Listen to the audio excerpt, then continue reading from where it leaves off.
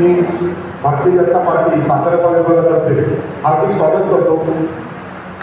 त्याचप्रमाणे व्यासपीठावरची सगळी मान्यवर मंडळी बसलेली आहे, त्याही सर्व मंडळींचं स्वागत करतो।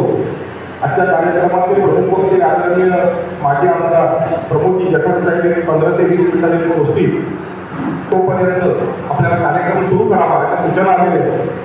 त्यानंतर इथे व्यासपीठावर जमलेले